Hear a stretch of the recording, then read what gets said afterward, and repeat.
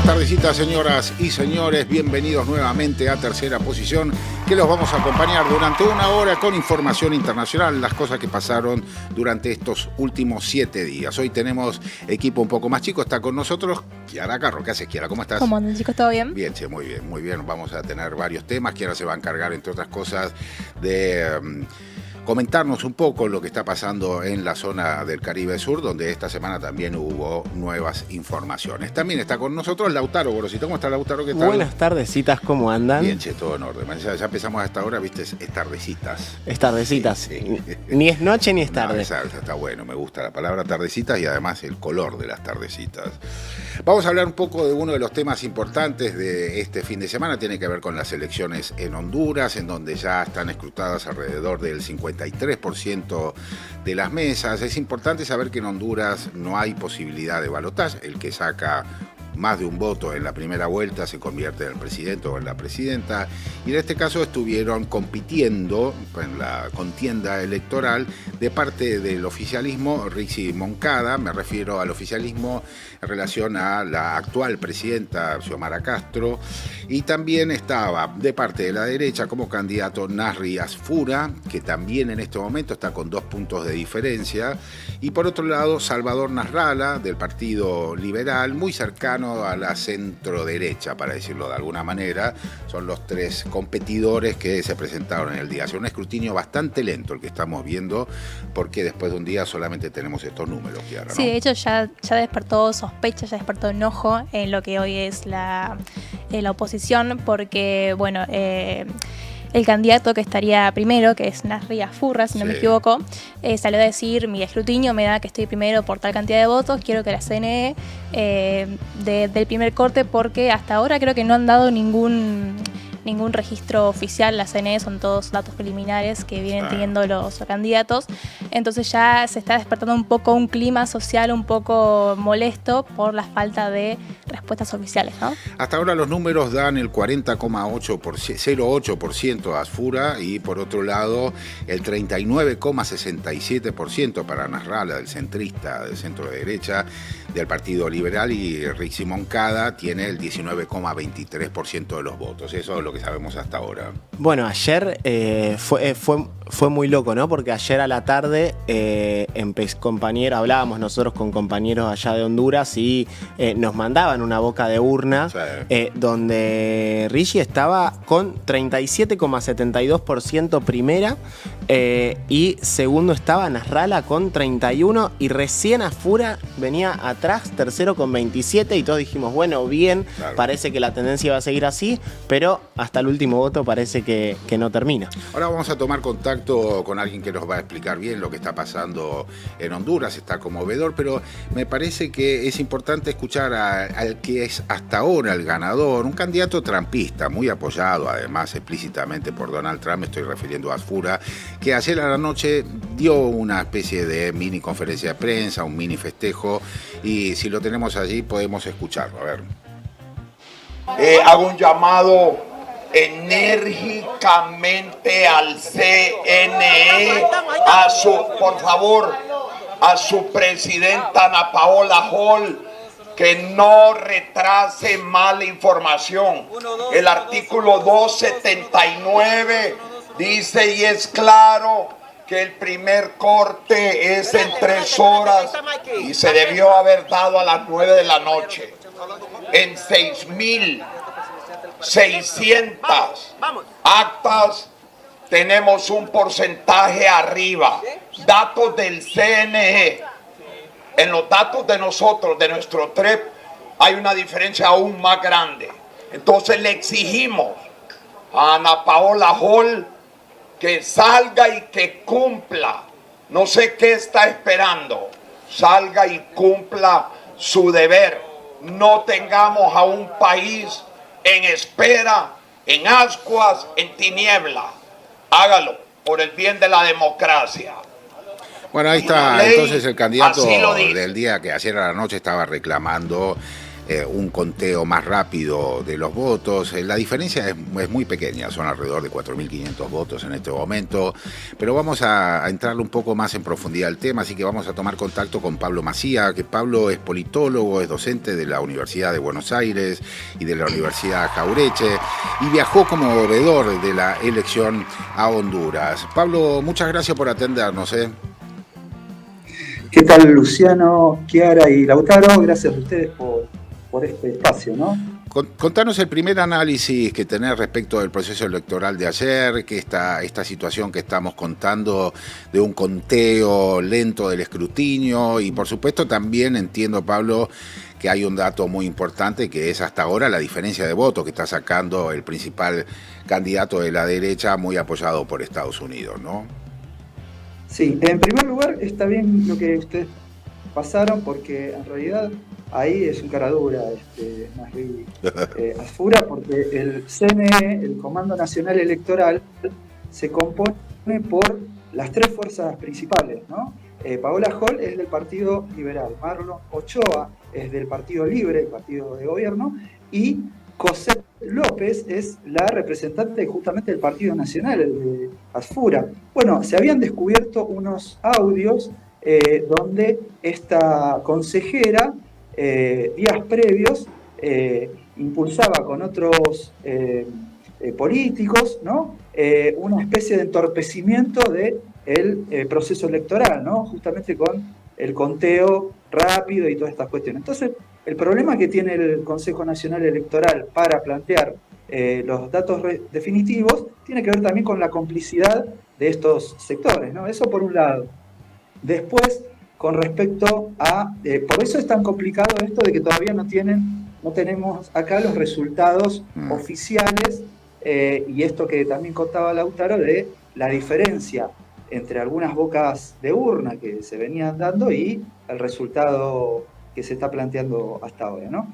Eso por un lado. Después, obviamente, digamos, la elección no era la esperada por el Partido Libre, hay que terminar se van a expedir cuando estén los resultados oficiales, y en eso sí tiene que ver lo que vos planteabas. Yo, digamos, me parecía dos factores que hay que considerar para entender esta elección. Unos son internos y otros tienen que ver con esta incidencia fuertemente que tuvo Trump en la elección.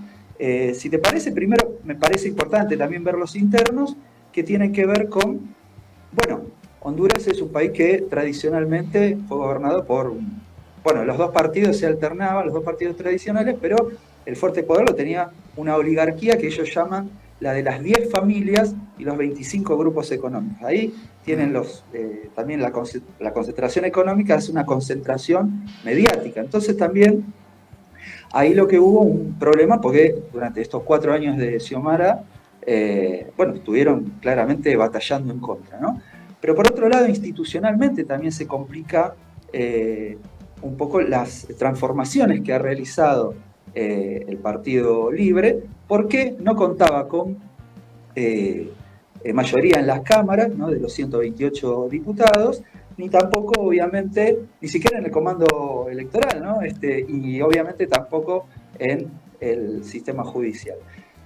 Y por otro lado, otro problema que tiene el sistema político en Honduras es que consta de una presidencia de 4 años sin posibilidad de reelección, con lo cual también, imaginémonos, un partido creado por Manuel Zelaya, que fue un líder popular, muy querido por su pueblo, bueno, en el 2009, derrocado con lo que se empezó a llamar estos golpes blandos, que en realidad eran golpes militares, pero apañados por los demás partidos y por el Poder Judicial, ¿no? Bueno, tuvo que crear este nuevo Partido Libre y estuvo batallando durante 8 años para llegar a la presidencia.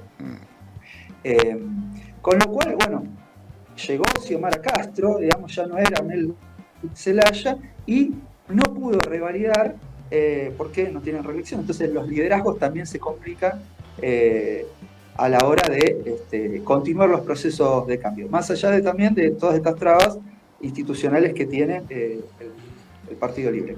Y ahora sí, me parece también que fue central, más allá de las problemáticas locales, la injerencia de Donald Trump en la elección.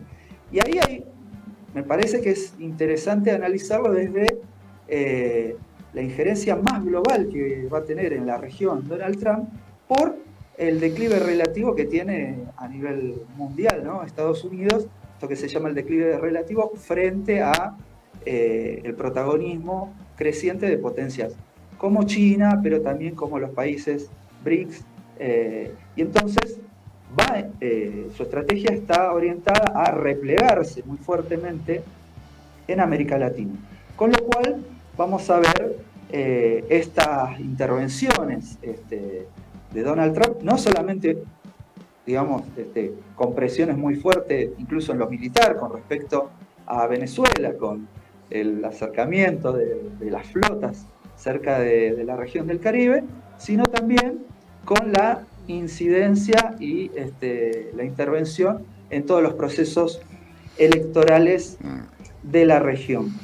Ahora bien, a mí me parece, también me parece importante caracterizar cómo se ha juntado a nivel global las derechas latinoamericanas, que en general se organizaron de forma reactiva a los procesos populares del siglo XXI, desde Néstor Kirchner y Cristina en Argentina, Chávez en Venezuela, Lula, Correa, Evo, Lugo, ¿no? Bueno, hay unas nuevas derechas reactivas a ese proceso que son, digamos, herederas de las viejas oligarquías de derecha liberales, y por otro lado, en el centro del poder mundial, digamos, Estados Unidos y Europa, lo que se ha configurado es una derecha reactiva al globalismo neoliberal, ¿no? Que en algún punto era regresivo en lo económico, pero en algunos puntos generaba una agenda de apertura de derechos a las diversidades, al feminismo, a la inmigración. Bueno, estas derechas, pero como realmente no resolvían el problema social, estas derechas conservadoras, nacionalistas, se han montado en esas agendas reactivamente para configurar un nacionalismo. Quiero destacar esto porque no es lo mismo, Trump no es libertario, digamos, no quiere destruir el Estado, al revés, interviene fuertemente con su Estado, con su ejército, en poner aranceles, en defender su soberanía y en avanzar en la región. El punto de articulación con las derechas entreguistas en América Latina es que son liberales y le dejan el campo abierto a Trump. Pablo, discúlpame que te haga una interrupción porque estamos recibiendo con cierta dificultad el audio. Fíjate si te podés acercar más al micrófono porque está rompiendo, está saturando acá en el piso. Y quería aprovechar para preguntarte en este reacomodamiento que hacemos del audio, el nivel de participación, porque me interesa, por supuesto, nos interesa a todos el proceso político que hay de las dirigencias, de los líderes, de las intervenciones de poderes como el de Trump, pero también es interesante ver qué está pasando con la sociedad respecto de esta situación que se está viendo en toda la región, en toda Latinoamérica, con el repliegue, como decías vos, de Estados Unidos hacia esta zona. ¿Cómo está respondiendo la sociedad? ¿Qué nivel de participación? ¿Qué es lo que pudiste ver en relación a esto que estoy comentando? Bueno, por eso hacía toda esta introducción, porque sorprendentemente hubo un nivel de participación alto, con lo cual considerábamos que claramente era más favorable a Libre, ¿no? El partido que plantea una redistribución de la riqueza, ha desarrollado iniciativas muy fuertes para los campesinos, en inversión en rutas para las zonas más lejanas, salud, educación. Pero por eso quería hacer toda esa introducción, porque, digamos, estas nuevas derechas, también tuvieron cierto raigambre popular en los 90, ¿no? Con el consenso de Washington, con algunos presidentes de derecha, pero esta vez creo que también se le suma el poder y la incidencia que tienen las redes sociales, ¿no? Que generan discursos de odio, discursos segmentados, y eso fomenta en parte el individualismo y la complejidad para las organizaciones populares, ¿no? Los proyectos colectivos. Entonces me parece que habría que analizar un poquito cómo está manipulando de alguna forma también la subjetividad, este tipo de derechas con estas nuevas tecnologías en los sectores populares, ¿no? No simplemente, independientemente de que todavía hay que ver los resultados, y seguramente no son los que se están transmitiendo, pero creo que tendríamos que ver esa cuestión. Es decir, que se puede modificar, Pablo. Estás suponiendo también que estos márgenes que se están manejando, estos porcentajes que se están manejando con el 50 y tanto % de los votos escrutados, ¿se puede llegar a modificar? Yo lo veo difícil, ya hay como una tendencia, pero digamos hay que ser cautos por todo esto que te decía. Hay muchos antecedentes de fraude en otras elecciones, pero que eran más reñidas, ¿no? Por eso digo, más allá hay que ver el resultado final, no creo que se modifique, pero sí, obviamente hay que verlo, porque la verdad que desde acá no tenemos toda la información, porque oficialmente también hay manipulación, y no del oficialismo, sino, como les decía, de este Consejo Nacional Electoral, donde el oficialismo no tiene mayoría. Ahora bien, me parece que el desafío que les estaba planteando lo seguimos teniendo para toda América Latina, así como las derechas se han juntado en toda la región y prácticamente a nivel mundial. Me parece que estos espacios donde hemos encontrado compañeros de toda América Latina, incluso de otros países como España y en Europa, lo que tendríamos que articular fuertemente una respuesta, ¿no? Porque iniciativas como el Lawfare, que por ejemplo Argentina han proscripto a Cristina Kirchner, también. Bueno, estamos con dificultad en la comunicación con Pablo, que está, por supuesto, en Honduras y está participando como veedor de esta elección, que tiene un porcentaje bastante bajo, pero me parece que el concepto sobre el despliegue que está habiendo en la región de parte de la derecha, que está en un reagrupamiento y cuyos lugares en donde hace pie seguramente tengan que ver con esta gran modificación del sentido a partir de la intervención que tienen las redes sociales en la modificación de las subjetividades, lo dijo así textualmente Pablo, como para darse cuenta también de por qué está pasando lo que está pasando en Chile, en Bolivia, en Honduras, es decir, en una serie de países en donde se empieza a ver esto como una estrategia realmente ya regional, no solamente destinada a un solo país, ¿no? Sí, claro, y aparte una de las cosas que le quería preguntar a Pablo es cómo está hoy la situación, porque él lo decía recién, ¿no?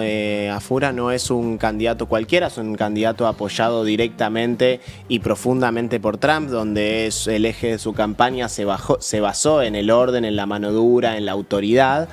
Y también donde la derecha está logrando en toda la región capitalizar el miedo y la preocupación de una sociedad donde donde se van fortaleciendo y profundizando en todos los países de nuestra región las crisis de representación, donde el sistema institucional de la política de América Latina está cada vez más débil. Entonces, y después, bueno, también Afura dentro de su campaña hizo mucha referencia a redefinir el sistema de relaciones internacionales de Honduras, de los asociados, de los estados asociados del Estado. Y hay que ver, si bien él, tengo entendido, viene de familia palestina, no ha manifestado públicamente su posición al respecto del genocidio y el conflicto que hay en las tierras palestinas, pero sí dijo que teníamos que empezar a tener muchas más relaciones con Estados Unidos e Israel. Forma parte de un plan que claramente se está viendo en toda la región. Y la verdad es que es preocupante. Está bueno esto que terminó diciendo Pablo en relación a ver si los distintos países que se ven afectados por estas intervenciones del sentido y de la política por parte de Estados Unidos pueden generar algún tipo de instancia internacional de análisis y de contestación respecto al lawfare, de la fake news, de todo lo que tiene que ver con el aparato de confusión y de perturbación finalmente que está generando que la gente vote en un registro. Y sin duda la cuestión de la seguridad y del narcotráfico ocupan un lugar muy importante dentro de la agenda. Ya no es un problema estrictamente político o estrictamente económico, es un problema de sensaciones, de pasiones, de emociones, y ahí está radicado el tema general de la agenda norteamericana en la región, ¿no? Sí, yo no sé cómo lo ven ustedes, pero a mí me parece que una debilidad que tenemos los movimientos populares de América Latina es poder procesar esas demandas respecto del narcotráfico y de la seguridad, porque a veces nos da miedo por ahí hablar de la mano dura o de las fuerzas de seguridad, de las fuerzas armadas, etcétera, y por ahí no podemos comunicar que está bien, que nosotros no queremos un sistema, un aparato represivo respecto a eso, pero sí tenemos que tomar la seguridad como un tema integral, que tiene que ver con el tejido social, con la educación, con la justicia, y por ahí le damos tanto margen a esos movimientos más reaccionarios y de derecha para que tomen ese tema como bandera. Entonces me preocupa que no lo estamos pudiendo canalizar y se está viendo en las últimas elecciones de nuestra región, y lo mismo está pasando en Chile, ¿no? Está ocurriendo, sí, ya hay números también respecto de Chile para la segunda vuelta, que es el 14 de diciembre, donde Kast ya está como con un 50 y tanto % de los votos, con una diferencia de 15% en las encuestas previas que se hacen, ¿no? Respecto de Janet Hart. O sea, también vamos a tener un Chile vinculado a este mundo de derechas que se está viendo en Argentina, en Bolivia. Por eso creo que lo de Honduras entra en ese marco por ahora. Por eso es interesante haberlo escuchado a Pablo al respecto, para ver cómo un país de Centroamérica que tenía desde hace 4 años, y además como sucesión de Zelaya, porque Zelaya es el esposo de Xiomara Castro, tenía otra intención en la región. Bueno, finalmente también en este caso, por un escasísimo margen que veremos si se modifica o si no se modifica, está pasando lo mismo con Honduras respecto de otros países. Además hay que pensar que Estados Unidos tiene una propia política sobre Centroamérica, ¿no? Que fue desplegada en estos últimos 20 días, separando muy claramente una cosa de la otra: Guatemala, Cuba, Nicaragua, Honduras. Muy bien Salvador. Segmentada. Sí, a cada uno le dieron un PowerPoint, ¿viste? De qué es lo que tienen que decir y cómo lo tienen que llevar adelante. Y por supuesto que, como toda la región latinoamericana, tiene esa tradición de, como decía recién Pablo Macía también, ¿no? Las 10 familias y los 20 y pico que los rodean, ¿no? Es una cosa muy, muy clásica de los modelos políticos que llevan alrededor de 150, 200 años de existencia, de manera que aparece como una gran inmadurez de estos dos sistemas políticos, la dependencia permanente de esa estructura de casta tan pequeña que está dominando, sobre todo en el centro de América, ¿no? En América Central. Vamos a cambiar de tema. ¿Les parece? Tenemos 2 opciones. O nos vamos muy cerquita a Venezuela, donde están pasando varias cosas, o nos vamos a Ucrania, que es mucho más lejos y que también están pasando muchas cosas. Pero a ver, Pablo, vamos a ver si podemos, porque estamos retomando la comunicación con Pablo Macía, que estábamos conversando con nosotros, es politólogo, docente de la UES. Estás, Pablo, muchas gracias por hacernos el aguante y esperar que podamos recomponer la comunicación. Estábamos justo en el punto de la intervención que tiene la derecha global sobre la producción de sentido de las cosas, ¿no? Entonces, de pronto hay una sociedad que vota a familias ricas y se empobrecen ellos, y las familias ricas se enriquecen, y esa contradicción pareciera ser que está atravesando gran parte de la sociedad latinoamericana. No habíamos llegado a ese punto, entiendo. Sí, claro, y por eso me parece importante confrontar esa estrategia de las derechas con una estrategia de no solamente en la región, sino en el marco de... conjunto de lo que llamamos el sur global. Nosotros somos el Observatorio del Sur Global. Si tradicionalmente el sur se organizaba para emanciparse del norte desarrollado, hoy también hay organización popular que impulsa la justicia social en el centro del imperio, digamos, ¿no? Soham Mamdani, digamos, también el nuevo alcalde de Nueva York, está llevando una agenda, digamos, de los sectores populares. Por eso hablamos de el sur global que se tiene que organizar.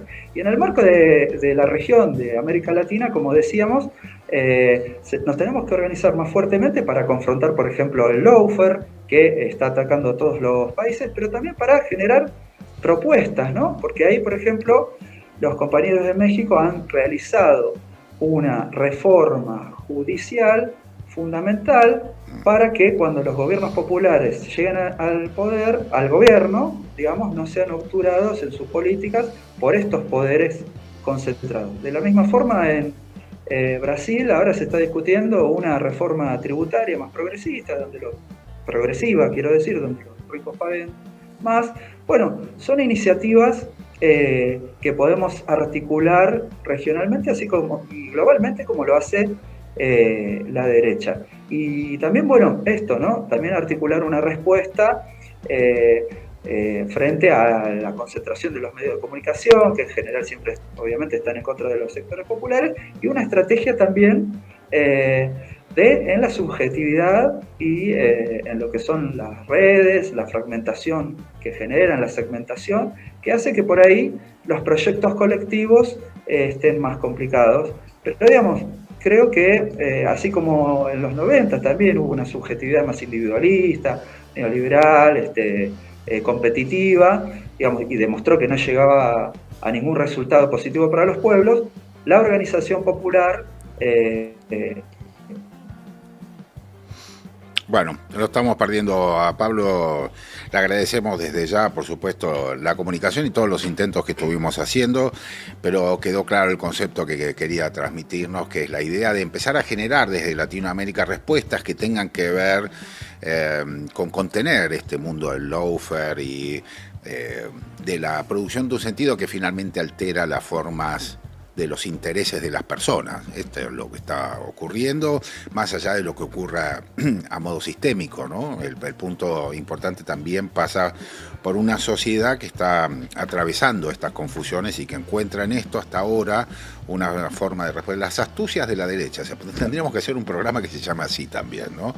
Porque hay astucias por todos lados de la derecha en la cual esta cosa está teniendo un lugar muy importante en Latinoamérica. En pocos meses han articulado con mucha rapidez esta cosa que se está viviendo y que está generando gobiernos nuevos. Y por supuesto desde estos gobiernos nuevos empiezan a ocurrir modificaciones del sistema político, del sistema económico, del sistema de convivencia, etcétera. No, y creo que lo más inteligente es que lograron profundizar la generación de un sentido en la sociedad, ¿no? Sí. Y cuando sucede eso es lo que te marca el camino en los próximos años, porque hay una sociedad que nueva, que está naciendo, que se va a criar con esos valores, porque muchas de las familias entendieron que ese era el camino para mantener el orden y que sus hijos estén seguros. Sí, sí.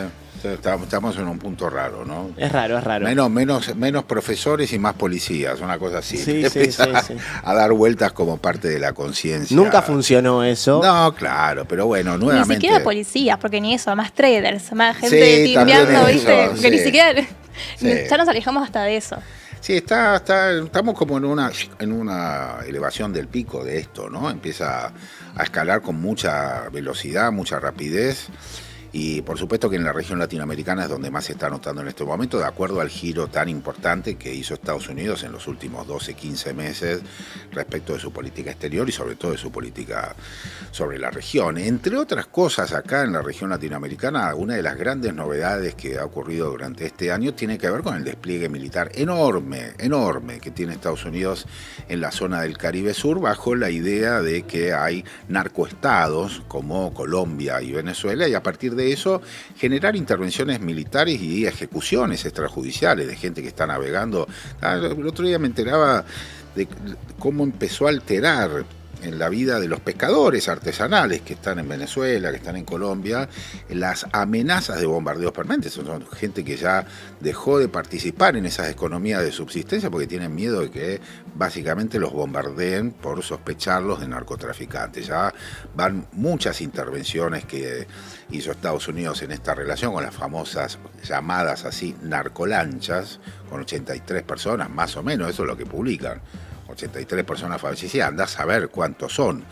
Hasta ahora parece que hay uno solo que sobrevivió, llegó a la costa y los mexicanos lograron acogerlo y prepararlo de alguna manera para generar una respuesta sobre esta situación tan terrible que se está viendo en el Caribe Sur, Chiara, ¿no? Sí, así es. La tensión entre Estados Unidos y Venezuela está escalando muy rápidamente. Como decías vos, Lucho, en los últimos 3 meses Estados Unidos ha bombardeado 20 barcos, 20 flotas que estaban ahí navegando, no a saber haciendo qué, pero Estados Unidos las ha bombardeado matando a más de 80 personas. Eso es lo que sabemos públicamente.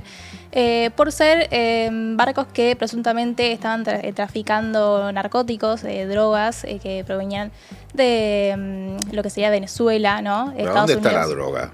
No sé, eso es otra cosa no que no se sabe porque los barcos fueron derribados, la gente se murió y no hay una sola prueba, no hay droga, o sea, que haya sido incautada, no hay fotos, no hay nada. No hay gente ni a qué preguntarle, no hay nada, no hay absolutamente nada sobre lo que está ocurriendo, ¿no? Sí, además está decir que esto obviamente es una estrategia de Estados Unidos, nada presión para conseguir el poder en Venezuela, por muchos temas geopolíticos, ideológicos, económicos, ni hablar del petróleo, pero es algo que está escalando muy fuerte. Porque bueno, ya lo último que supimos fue que Estados Unidos mantuvo una charla con Maduro, que él dijo fue una charla, no fue ni buena ni mala, no dio muchos detalles, pero medios estadounidenses dejaron trascender que en esa charla Donald Trump le habría dado un ultimátum a Maduro diciéndole, che, andate.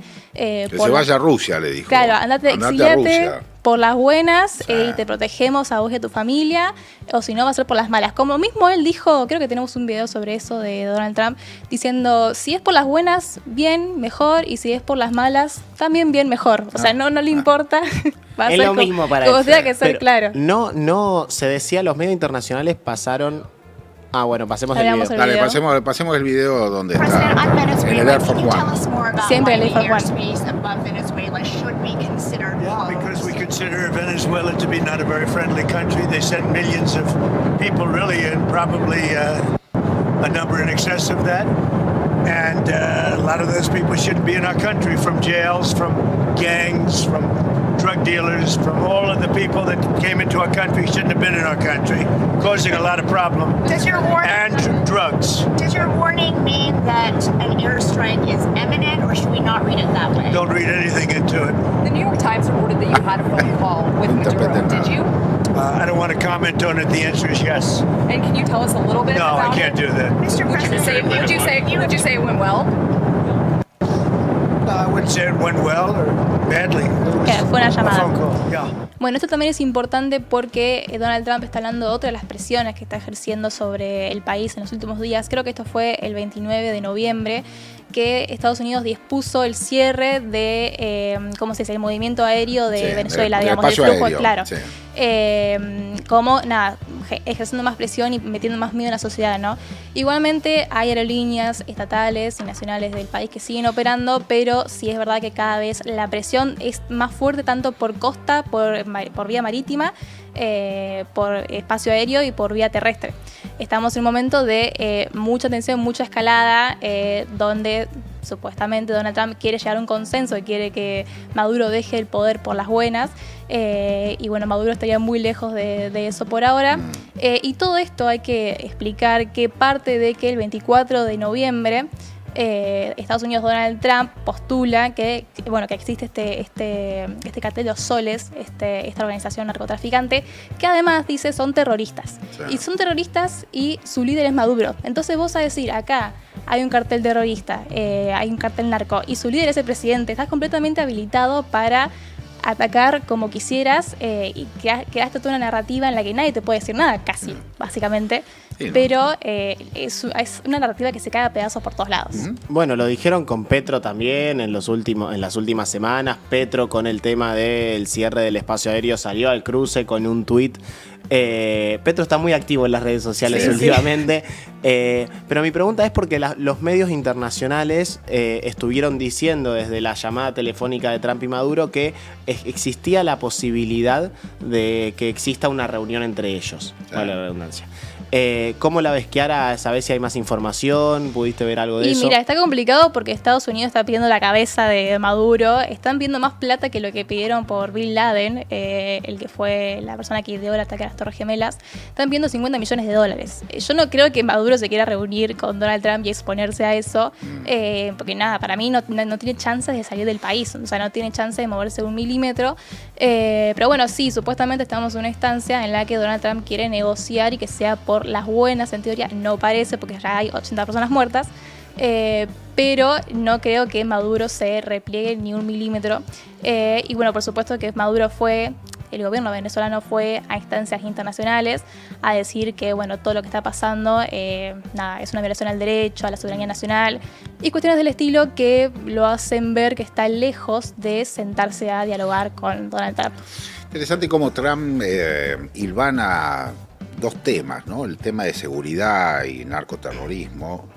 Esto lo hilvana con inmigración, con el fenómeno migratorio. Es cierto que Venezuela tiene en los últimos 20 años alrededor de 3 millones de personas que fueron, fundamentalmente les gusta Miami, que es donde vive. Sí, Florida. Sí, es donde vive Trump, digamos, ¿no? De manera que Trump debe conocer bien que hay muchos venezolanos viviendo en este momento en Florida. Pero ahí es donde también le da un nuevo punto, sí, un nuevo punto, digamos, a lo que está viendo Estados Unidos, lo que está armando este dispositivo y este fenómeno en toda Latinoamérica, que es narcoterrorismo, seguridad e inmigración. Y esas 3 cosas son las que están ocupando la agenda, cuando en realidad lo que está ocurriendo es una discusión sobre los recursos energéticos y recursos naturales de la región.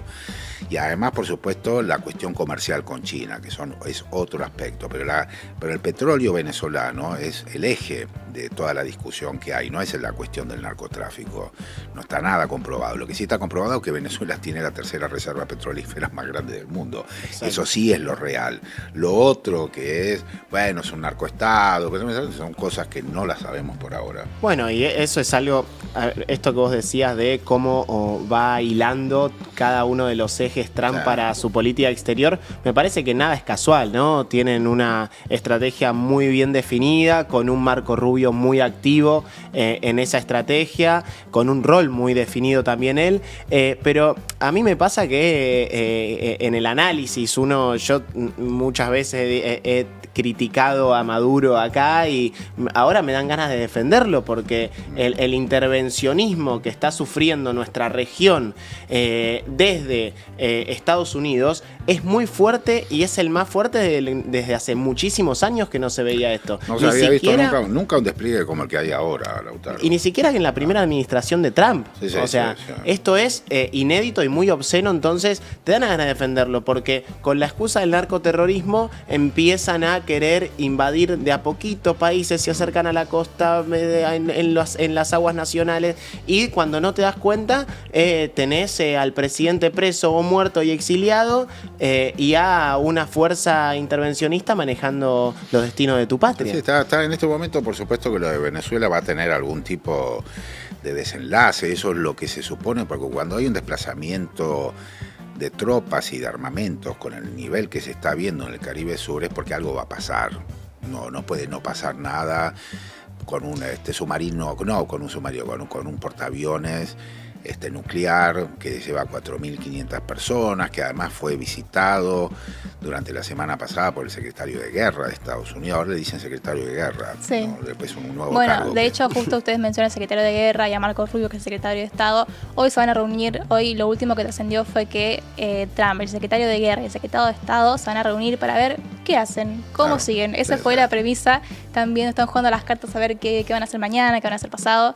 Ya llega un punto en el que se vuelve que no sepan tu próximo movimiento, ¿viste? Capaz que no lo saben ni ellos, capaz que ni ellos saben qué van a hacer, pero hoy se reunirían a ver qué van a hacer. Se puede prever en relación a la situación del Caribe Sur cierta quirurgia, porque Estados Unidos está abandonando la idea de poner infantería en tierra.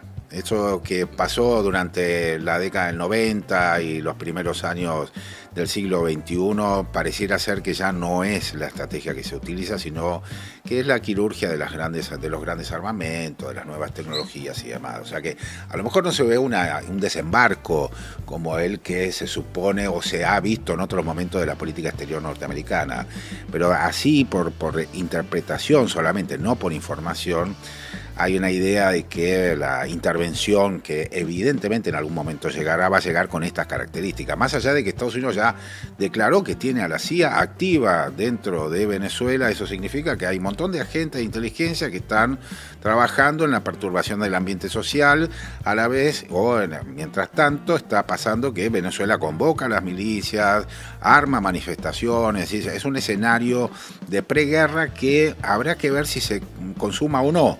Lo concreto es que se puede sospechar que la cosa no va a ir por el enfrentamiento cuerpo a cuerpo, sino que va a ir por estas nuevas lógicas que empieza a tener Estados Unidos en sus intervenciones, que son a través de armamentos y misiles que los meten en una oreja sin que uno se entere, digamos. Y con factores y recursos internos, pues sí, esto es lo que vos decías de que no hay por ahí como lo vimos en otro momento, en otro contexto del mundo, por ahí en los 90 o antes, pero sí hoy vos tenés una oposición venezolana muy bien alineada a las estrategias y los pedidos de Estados Unidos. También eso es el factor interno, sí, obvio. Exacto. Sí, tiene mucho peso. Che, bueno, pasemos un rato al centro de Europa, nos vamos a Ucrania, donde hay novedades también en estos últimos 10 días. Un mundo tranquilo estamos teniendo. Sí, la política exterior está...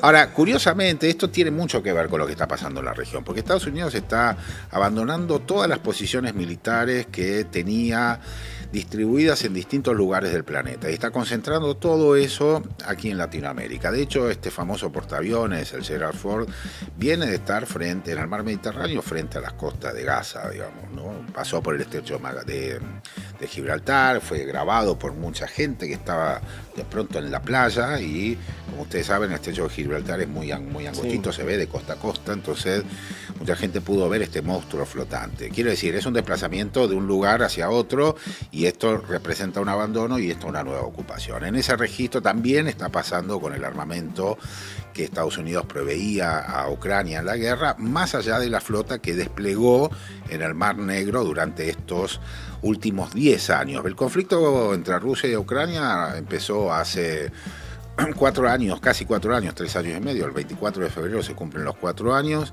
y el acuerdo de paz que está proponiendo Estados Unidos, por supuesto conversándolo también, no mucho, pero lo conversa con la OTAN, básicamente con Alemania, con Inglaterra y con Francia, en relación a qué es lo que va a pasar con el futuro. La propuesta que está haciendo Estados Unidos es: nosotros retiramos la ayuda militar, eso es lo que dicen, o sea, se están retirando de Centro Europa y se están retirando también de una alianza muy importante como es la OTAN. No sé si se van a retirar definitivamente, pero que están achicando su participación es obvio, además de exigirle un aumento a los países europeos del presupuesto militar de cada uno de los países que integran la Organización del Tratado del Atlántico Norte, para poder aumentar el presupuesto y que no se haga cargo Estados Unidos de ello, ¿no? Concretamente vamos a poner un mapa ahora de lo que está pasando en Ucrania para orientarnos cuál va a ser la repartija, porque ya empezó una etapa de repartija.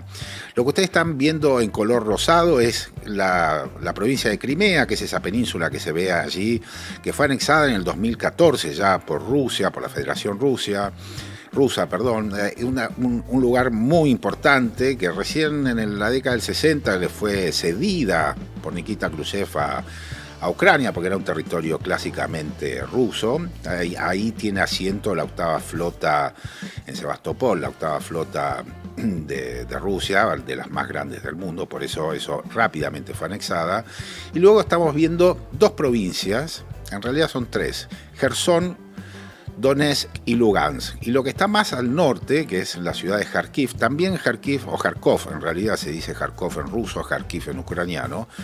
Ese fue el primer espacio, en realidad, Kharkov, en donde se armaron las milicias separatistas en el año 2014. Eso después fue avanzado por el por el ejército ucraniano. Rusia se retiró de allí y ocupó lo que conocemos como la región del Donbass, que son la provincia de Donetsk y de Lugansk, que tienen además las capitales de cada una de estas provincias, se dice oblast en el idioma ruso. La capital llevan el mismo nombre. Mariupol es la ciudad que está sobre el mar de Azov, una ciudad que se combatió durante muchísimo tiempo en estos últimos 4 años, donde hay una acería muy importante que fue escenario de una masacre brutal de parte de los rusos y de los ucranianos. Estaban 80 metros bajo tierra, ocultados además allí. De manera que hasta ahora el acuerdo lo que está proponiendo es que toda esa zona que hoy está ocupada por el ejército ruso pase a pertenecer a la Federación Rusa. O sea, que se termine el conflicto territorial.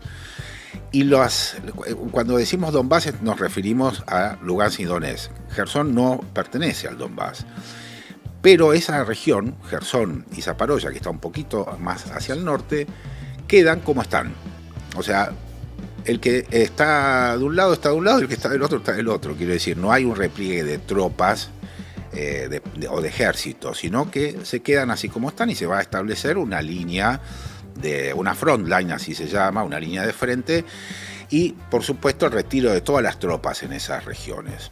Esto está visto de parte de Ucrania, de parte de Zelensky, como algo muy negativo, por supuesto, porque es perder la guerra, básicamente es eso, es entregar. ¿Pero tiene otra opción? No tiene muchas otras opciones, fundamentalmente porque no tiene el apoyo de Estados Unidos en el armamento y tampoco está teniendo de parte de los países europeos muy interesados en el conflicto de Ucrania, no está teniendo tampoco ayuda. Y también hay otro factor muy importante, que es la repartija de las tierras raras y todo esto que en un momento formó parte de la negociación. Se establece que en la región del Donbass, además de anexarla a la Federación Rusa, se establece el idioma ruso como el idioma oficial. Y tal vez lo más importante, esto es lo que quería contarles, tal vez lo más importante en el acuerdo, se compromete a Ucrania a no ingresar a la OTAN, a renunciar definitivamente a su intención de ingresar, por un lado, a la Unión Europea y por otro lado a la organización militar que tiene Europa y Estados Unidos, que es la OTAN. Así que esto es por ahora el planteo que hay. Hay negociaciones, Marco Rubio, el secretario de Estado norteamericano, estuvo en Bruselas, están hablando entre unos otros, todo. Es un final de guerra en el cual Ucrania pierde absolutamente todo. No, y aparte, todo este marco que vos estás describiendo, para mí tiene que ver un poco con, primero, el gobierno ucraniano tratando de demostrar que el plan de paz lo había escrito Putin, básicamente, con Donald Trump. Y después también tiene otro factor que para mí es hoy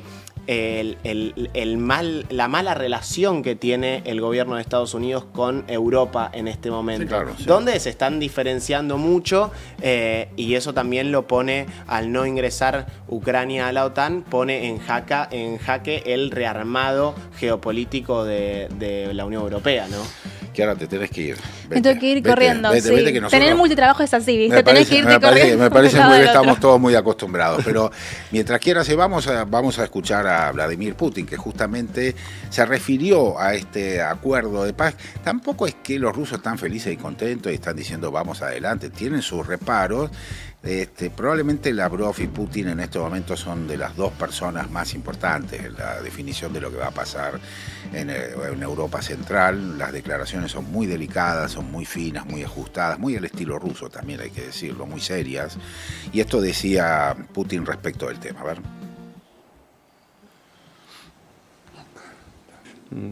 Мы перед моим визитом в США, перед визитом на Аляску, обсуждали это с американскими переговорщиками. И после этого возник тот перечень возможных договоренностей из 28 пунктов. И, как я уже объявлял публично, он нам по определенным каналам был передан. Мы с ним ознакомились. После этого состоялись переговоры в Женеве между американской делегацией и украинской делегацией. И они, я так понял, между собой решили, что все эти 28 пунктов нужно разделить на 4 составляющих отдельных. В целом, да, и нам это все было передано. В целом мы согласны, что это может быть положено в основу будущих договоренностей. Но было бы с моей стороны невежливо сейчас вот говорить о каких-то окончательных вариантах, но поскольку их нет. Но из этих бумаг мы увидели, что в целом есть желание вернуться к этим вопросам. Ну, это же каждый из этих вопросов, это отдельное направление, очень серьезное. Мы, безусловно, готовы к этому серьезному обсуждению. И на следующей неделе americana delegación должна приехать в Москву. Bueno, es evidente que hay una negociación, que los 28 puntos del acuerdo que propuso Estados Unidos se van reduciendo, están agrupados además, porque tienen que ver con recursos militares, con las cuestiones territoriales, con las cuestiones vinculadas a, bueno, a los recursos naturales, tierra rara, etcétera, etcétera, al carbón, toda esta cuestión, al idioma. Para entender el problema de Ucrania hace falta entender que es un país que tiene una sociedad integrada por ucranianos y rusos en toda la región, y que en el proceso de estos más de 10 años lo que hubo fue una gran migración interna de la gente que se iba de Kiev y se pasaba hacia el Donbass y viceversa. Del Donbass se pasaba hacia el oeste ucraniano. Esto es muy importante porque es como una familia que hubo que separar. Hubo que separar miles, la migración son alrededor de entre 6 y 7 millones de personas que se movieron dentro del territorio ucraniano, separándose las familias además, porque no es que el nacionalismo ucraniano no tenía la presencia que está teniendo ahora, era distinto. Siempre pasó, pero no era tan grave como ahora que separara a familias, ¿no? Así que esta es la cuestión, yo creo, más importante, un proceso de paz que va a terminar con, entre otras cosas, las miles de sanciones a Rusia, sanciones económicas, por supuesto también todo lo que tenga que ver con la cuestión energética en Europa, porque básicamente no están pasando ni gas, ni combustible, ni petróleo, ¿no? Los rusos, que Europa tiene 2 grandes gasoductos que están explotados y que algo va a haber que hacer respecto a ese tema, ¿no? Bueno, y también esto que vos planteás en términos económicos, pero a mí lo que me parece que Trump hace con este posicionamiento y cómo avanza con este proceso de paz, que bueno, Putin y Lavrov por ahí dicen no estar, tienen algunos pluritos con algunos de los puntos, pero me parece que tiene que ver con el análisis que hace Trump de la capacidad de daño que tiene cada uno de las partes, ¿no? Porque Ucrania hoy no tiene una capacidad de daño que te pueda mover una frontera o te pueda mover una región, y Rusia, los que habíamos escuchado a Lavrov en la Asamblea General de Naciones Unidas, donde dijo: nosotros buscamos la paz, pero estamos dispuestos a defender a nuestro país si recibimos un ataque. Entonces yo creo que tiene que ver con eso, y que Putin también es un líder muy buen negociador, ¿no? Históricamente lo fue. Por eso, fíjate si podemos poner el mapa nuevamente, que les quiero marcar un mínimo detalle para entender qué es lo que está pasando en este momento frente a la posibilidad, a la negociación que está habiendo de paz. El territorio que estamos viendo en color violeta, cerca de la ciudad de Kharkov, eso pertenece al avance que hizo la Federación Rusa en los últimos 10 días. Ahí está muy claramente, sobre todo en esa ciudad que se llama Kupiansk, que está bien en la frontera. Es una ciudad que quedó rodeada en principio por el ejército ruso y que ahora ya está formando parte. ¿Por qué se mueve ese límite? Porque están buscando, por un lado, un límite geográfico que permita la división de las tierras. Y ahí pasa el río Las, que es un río ancho que permite que exista una frontera natural, no una frontera que sea con una regla, ¿no? Por eso están tomando la ciudad de Kupiansk. Y lo mismo está pasando en la región sur, en la parte de Jersón, en donde, como ustedes verán, las fuerzas rusas fueron avanzando hacia el norte hasta ocupar la orilla sur de ese río que está ahí, que es el río Dnieper. O sea, hay despliegue militar hay sobre despliegue el río. sobre todo en este momento, porque es hasta donde vos llegaste. Una vez que se firma el acuerdo, hasta donde vos llegaste constituye el límite de lo que se queda cada uno de los países. Ahí está la clave. Por eso es que en estos últimos 15 días hubo un avance. Sí, una masacre militar. O sea, realmente cuestiones muy delicadas en términos de guerra, porque son peleas cuerpo a cuerpo. Además, también en este caso son por tierra. La batalla de Kupián, que fue hace 4 días atrás, fue una batalla muy importante, es una ciudad importante, insisto, porque tiene un límite geográfico que permite definitivamente separar el Donbass del resto del territorio ucraniano.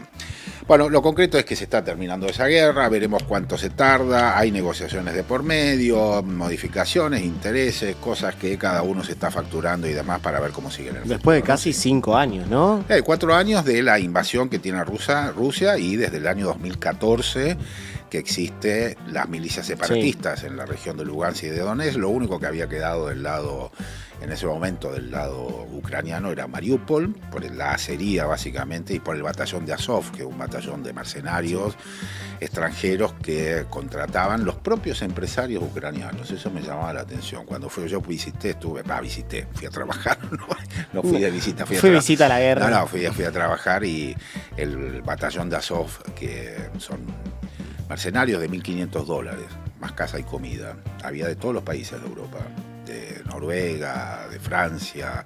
Los que más pusieron fueron los franceses, mercenarios de estas características. Pero bueno, así están las cosas. Vamos a seguir conversando sobre este tema. Obviamente, en la medida que vaya habiendo novedades, seguramente va a haber en los próximos días novedades sobre la situación en Europa Central. Nosotros nos vamos a despedir por el día de hoy. ¿Tenemos último programa la semana que viene? La otra semana, porque la semana que viene tenemos feriado. Así que recién la otra semana vamos a tener el último programa donde vamos a poder ver algo de la resolución de todo esto que estuvimos planteando en relación a Venezuela, en relación a Ucrania, por supuesto, y en relación también a Honduras. Le agradecemos a Emilia Rachati, nuestra jefa, que estuvo en la producción general, en la coordinación general, Pascual Cariqui, un gran abrazo, Pascual, en la dirección Bruno Capaccioli y en el sonido y en la asistencia de dirección el querido Sabino Wald. Gente, que pasen una buena semana también para vos, Lautaro. Muchas gracias igualmente, Lucho. Y el próximo lunes, el otro lunes, el 14, creo, el 15 de diciembre, nos volvemos a encontrar para compartir con ustedes una hora sobre estos temas de política exterior que están ocurriendo y que tan dinámicamente están poniendo al mundo en un lugar importante. Nos vemos. Chau.